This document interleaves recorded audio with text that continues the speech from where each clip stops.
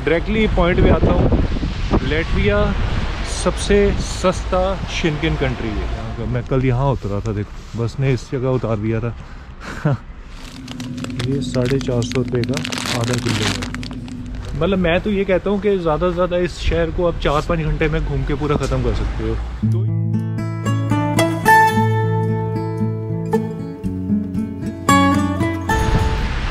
लो जी, स्वागत है आपका आज नए दिन में लैटविया रीगा में। ये जो रीगा है ना, कैपिटल है लैटविया की। इस वक्त हूँ मैं इनके सेंट्रलाइज्ड बस स्टेशन पे। ये बस स्टेशन है इनका और यहीं से बसें मिलती हैं आपको हर जगह के लिए। एयरपोर्ट वैसे तो हर जगह छोटे छोटे स्टेशन बने हुए होंगे, लेकिन ये एक मेन बस स्टेशन है। यहाँ से मैं किसी को एयरपोर्ट छोड़ने के लिए आया था। लैटविया को अक्सर बाल्टिक कंट्री भी कहा जाता है। बाल्टिक कंट्री क्यों कहते हैं? क्योंकि ये बाल्टिक सी के ऊपर बना हुआ कंट्री है। 3 कंट्रीज़ को बाल्टिक कंट्री में माना जाता है। एक तो लैटविया, इसके ऊपर एस्टोनिया और नीचे है लिथुआनिया। और जो यहाँ का तापमान है, आप मेरे सामने ये अंदाज़ा लगा सकते हो कि भाई क्या हाल है यहाँ का। पहली बार बर्फ़ पड़ी हुई देखिए, 5 फीट की हाइट है उसकी बर्फ़ की। कैसे रास्ता निकालना है इन्होंने बीच में से मैनुअली रास्ते निकाले हुए हैं ऐसे। जो मैं हॉस्टल है ना, उसके मैं दे रहा हूँ सिर्फ 1000 रुपये। और एक डायरेक्टली पॉइंट पे आता हूँ। लैटविया सबसे सस्ता शेंगेन कंट्री है। हालांकि शेंगेन है, ये शेंगेन का पार्ट है ये, लेकिन सबसे सस्ता कंट्री है। आप फ्रांस, स्वीडन, डेनमार्क, वो स्कैंडिनेवियन तो चलो खैर उनका तो लेवल ही अलग है, वो तो बहुत महंगे कंट्री हैं। जैसे बाकी फ्रांस, जर्मनी, इटली हो गया, उनके मुकाबले में भी कहते हैं यूरोप का सबसे सस्ता कंट्री है ये। अभी मैं आपसे बात कर रहा था ना कि यहाँ मतलब बर्फ़ 5-5 फीट लंबी है। ये देखो 6 फीट का पहाड़ बना हुआ है। जगह जगह ऐसी मशीन्स दिखेंगी आपको जो बर्फ़ को पीछे करती हुई थोड़ा रास्ता बनाती हुई नज़र आएंगी। ये देखो लोग काम पे लगे हुए हैं बेचारे, कितना मुश्किल है यार।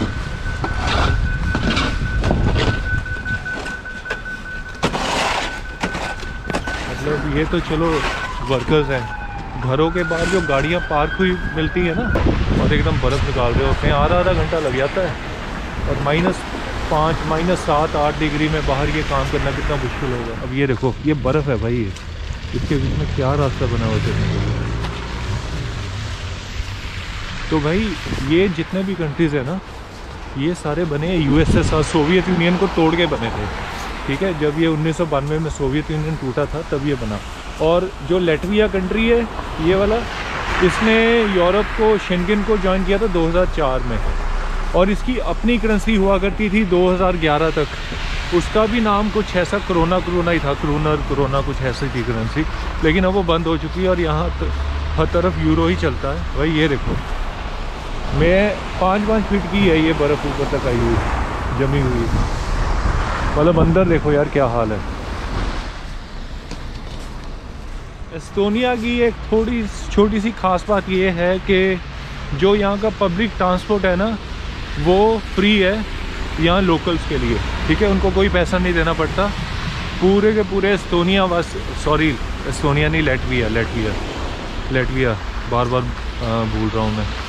तो लैटविया के लोगों को कोई भी पैसा देने की ज़रूरत नहीं है कि यहाँ की जो 1 साइड बस टिकट है वो बहुत कम है, सिर्फ 1.5 यूरो की है। तो टिकट 90 मिनट तक वैलिड रहती है। भाई ये ना लोगों के घरों के अंदर जाने का रास्ता देखो, बीच में आपको पाँव के निशान दिखेंगे। बेचारे लोगों ने बना रखे हैं, क्या करें बताओ।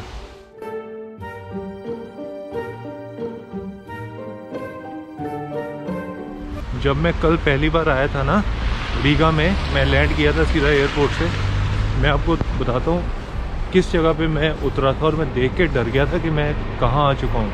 मतलब आने जाने का रास्ता तक नहीं था, बर्फ़ में उतरा था मतलब मैं ये इस जगह पे। और सबसे बड़ी दिक्कत वाली बात हो गई थी कल जब मैं उतरा, तो बाहर था टेम्परेचर -9 डिग्री और हाथ जम गए थे और GPS भी यूज़ नहीं हो रहा था। मैं कल यहाँ उतरा था, देखो बस ने इस जगह उतार दिया था।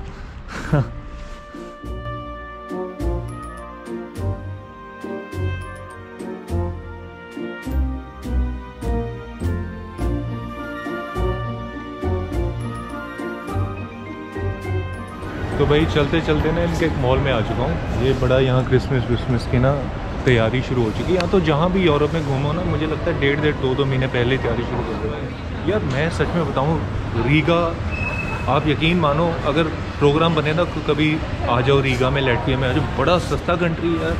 ये शोरूम्स हैं, मतलब मुझे लगता है एम्स्टर्डम, ब्रुसल, पेरिस के मुकाबले ये ऐसे लगता है जैसे अपने इंडिया के शोरूम से इतना सस्ता है यार, इतना सस्ता। कपड़े, ये मतलब जैकेट्स हो गई, आपके जो ग्लव्स हो गए, जो मैंने 50-50 यूरो के लिए थे, और मतलब उससे भी बढ़िया क्वालिटी। मैं ये कह सकता हूँ कि पता नहीं क्वालिटी कैसी होगी, लेकिन वुलन के काफ़ी अच्छे इससे 50 यूरो से कहीं कम के रेट में जैकेट्स पड़ी हुई हैं। क्या शानदार जैकेट्स हैं, मेरा दिल आ गया है। मैं अनफॉर्चुनेटली मैंने भी लेनी थी, लेकिन मेरे पास अब इतनी जगह ही नहीं है। मुझे कुछ एक दो लंबी जैकेट्स हैं, बड़ी पसंद आई हैं यार। वो मैंने देखा है कि अक्सर फिल्मों में ना, जैसे KGP, ये जो रशिया की ऑर्गेनाइजेशन है, इनके बंदे काला कोट सा बड़ा लंबा पहनते थे, वो वुलन टाइप होता है।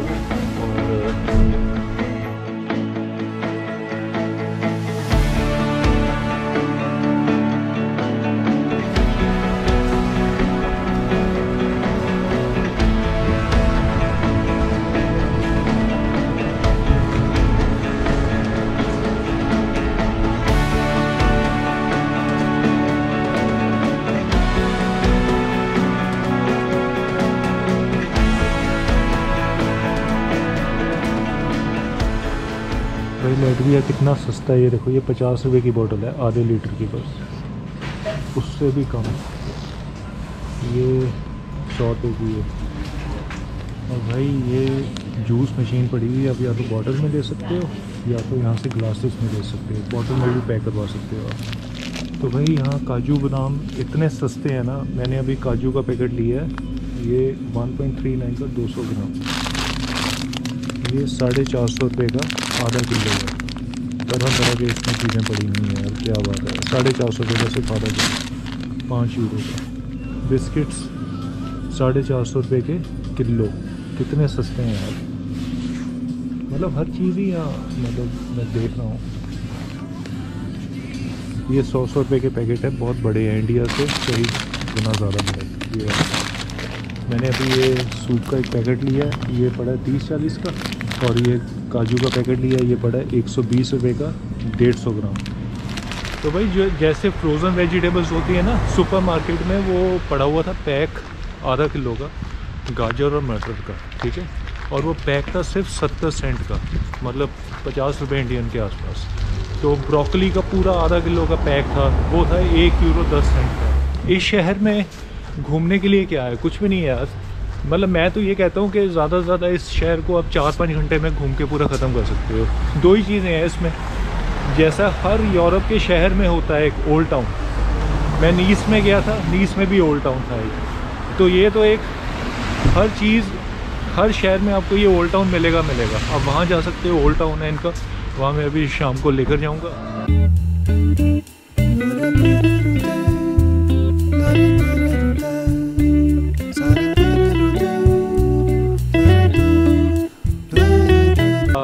रीगा का ये जो जितने भी यूरोपियन देश हैं ना, इनकी सबकी खासियत होती है कि इनमें ना सब में एक शहर के अंदर एक पुराना इलाका बना होता है जिसको हम कहते हैं ओल्ड टाउन। अब जैसे रीगा में ओल्ड टाउन रीगा, ऐसे मैं नीस में था, वहाँ भी ओल्ड टाउन नीस। तो ये जैसे बीच में ना बड़ी आम सी बात है, मार्केट बनी हुई है, छोटे मोटे दुकानें बनी हुई हैं, यहाँ से आप शॉपिंग वॉपिंग कर सकते हो। और यहाँ पूरा क्रिसमस जैसा माहौल है, खाने पीने का भी यहाँ सब कुछ है। ये को सेंटा क्लॉज बना हुआ है। अभी इतना मामला ख़राब है ना यहाँ वेदर का, कम से कम अभी आज रात का टेम्परेचर है -8 डिग्री सेल्सियस। और ये देखो, ये नाच गाना हो रहा है बस उससे, सेंटा क्लॉज से।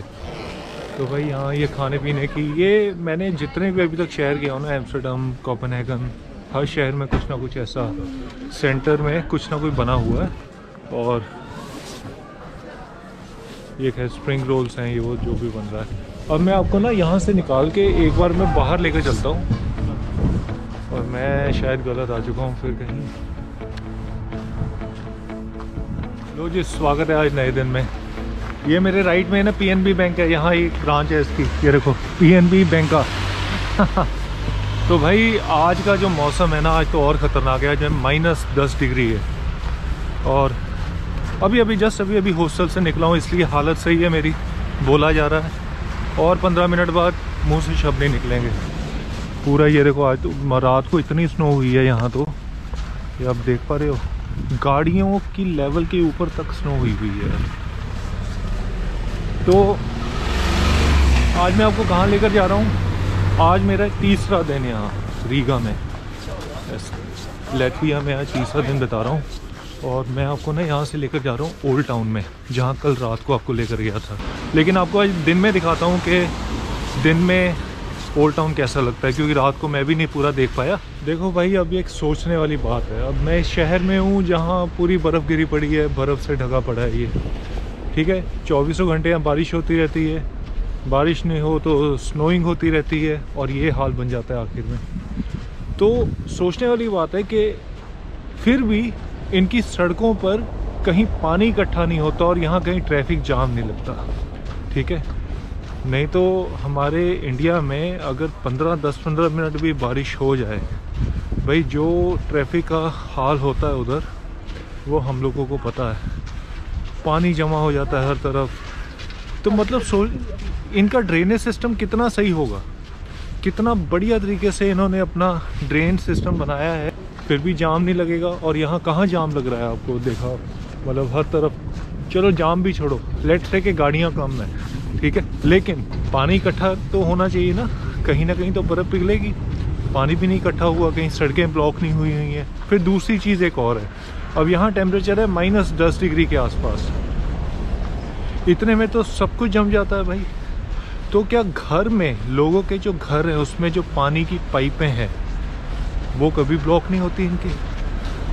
नहीं तो ठंड में तो पानी की पाइपें ब्लॉक हो जाए, उसमें पानी ब्लॉक हो जाए, बर्फ़ बन जाए, जो घर में हीटिंग सिस्टम है वो सारे ब्लॉक हो जाएं, लेकिन वो कभी ब्लॉक नहीं होते।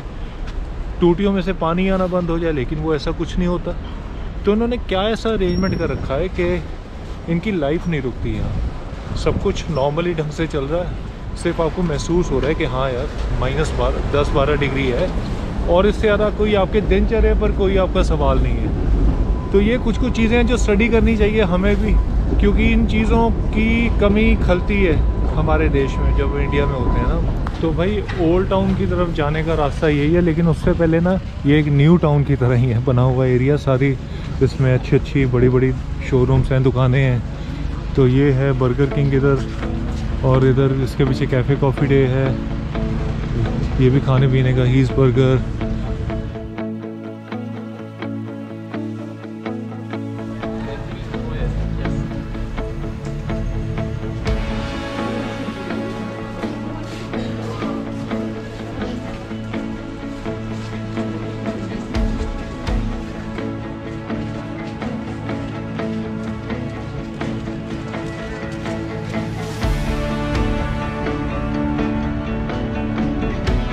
चलो भैया खाना वाना खाना है यहाँ टेबल पर बैठ के ये देख लो खाने में बर्फ़ मिलेगी फ्री।